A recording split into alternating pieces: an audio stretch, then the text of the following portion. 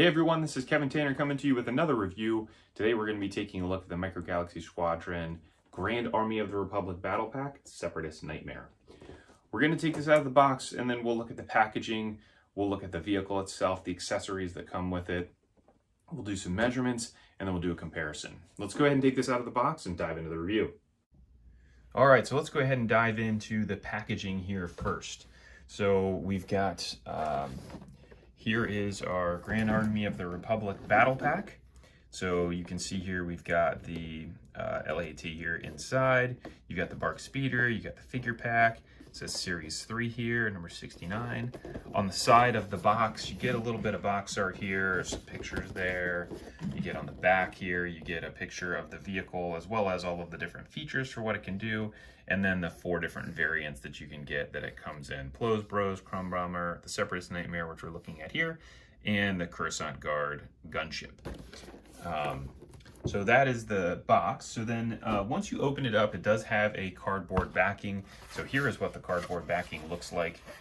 Really cool scene here of some AT-RTs, some battle tanks, some droid tanks, and yeah, that's it. So pretty cool. So great display feature to be able to use as a background if you're trying to set up a diorama or if you just wanted to display the ship. So now let's go ahead and dive into what comes in it. So the first thing is you get the figure pack. So this is one thing that we've been asking for a long time here. Long time, I say this is all relative, since Series 1 to be able to fill out some of these transport ships with more figures. So we do get a figure pack. It comes with a pilot as well as 4 other clone troopers. So these guys are all pretty cool and great that we have the ability to start to fill up some of these ships. So let's go ahead and take a look at them. So I'll go ahead and pop out the pilot and one of our clone troopers here. So for the pilot, the sculpt here is pretty nice. So we get the Phase 1 trooper. He's got the little thing. He's got the hoses that come off of there. You can spin him around here on the back. He's got a little bit of paint behind the knees. And this is one thing that they did do with this series is put a little extra paint on them. So for the clone troopers, you don't need a ton, but there is, we can see the black on his gloves, again on those hoses, and then on the back of the knees. So that's your pilot. And then here is your Phase 1 clone trooper. So we got the mask, looks pretty nice. Again, you get the gloves, and then you also get the paint on the back of the knees. It's one of the ways to tell the difference between this clone trooper and the clone trooper you get with the AT-RT. The AT-RT just has the gloves are all black, and then there is no paint behind his knees. But that's that. So these guys are both 1 inch tall exactly. So that is your measurement for it. And let's go ahead and dive into the actual ship itself. So as you can see here, we can go ahead and pop the pilot in, as well as another clone trooper here. There are little slots there you can see to be able to put their feet in.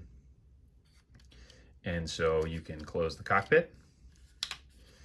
You get the rotating guns here. You get these guys on the side also that rotate. This will open as well, so you can see I already have a figure inside. So you can pop a figure inside there. And then you get on the inside here, you can see I've already got loaded up with troopers. You get to open up this door so you can see inside. And the other accessory that you do get with this one is the Bark Speeder, which we'll see here in a second. So we can close that door. And then you also get this ball turret here that rotates. We open up the back here, and you get your Bark Speeder. So this is what the Bark Speeder looks like. It's a slightly different paint detail than what you get as the blind box version of the Bark Speeder. Same sculpt, and some of them have the, like what they call them, the suicide guns here on the front, where this piece that has the little guns here on the front actually got flipped around in production accidentally on some of them, and they're pointing backwards. But this one I got actually had it pointing forward, which is nice.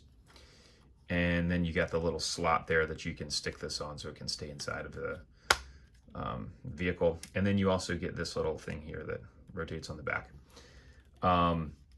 There's one more feature which I'll show here in a second before I take this apart, but I do want to show just some of the weathering on it. So one of the interesting things that they did with this version is instead of pouring the wash on like you would get with your standard LAT version, which you can see that this is the standard version, when they pour it on, it just kind of pulls into different places and it looks really uneven. So you can see that a lot along the gap here at the top of the standard version.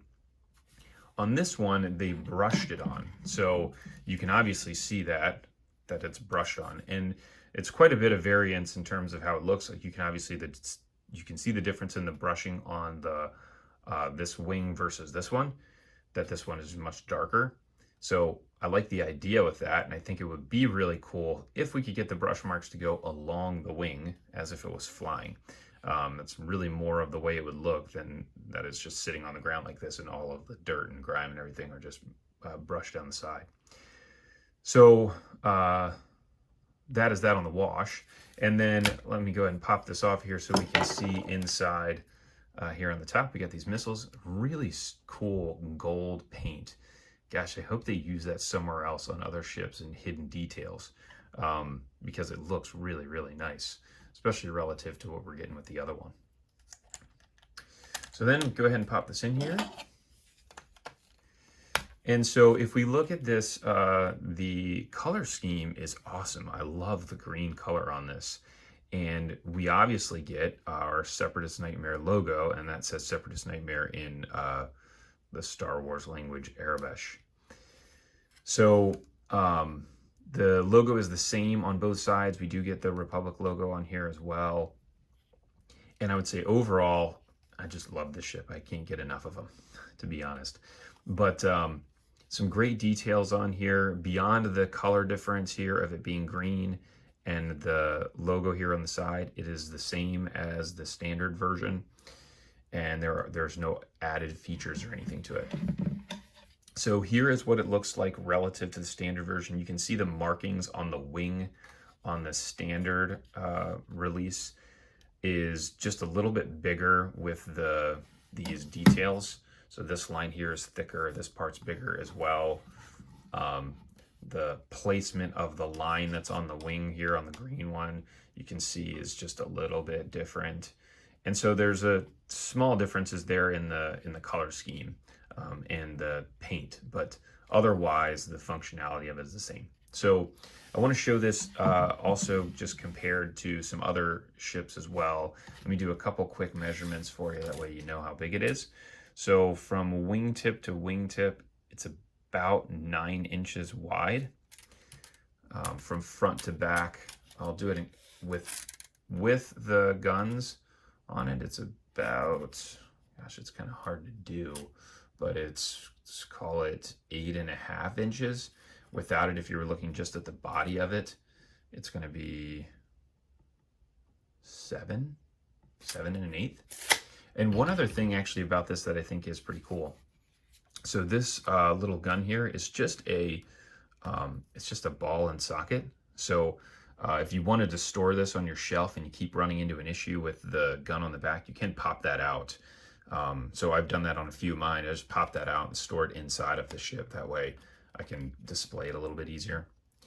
And then here it is top to bottom. It is about 3 inches tall. So now we don't have any other versions of it with this specific detail on it, unless you went into the 3 3/4 inch versions, which are massive. So I want to just compare this to the Action Fleet version of the Republic gunship. And so you can see here the difference in the size. The Micro Galaxy version is a little bit bigger, a little bit taller. The wings are going to be a little wider as well.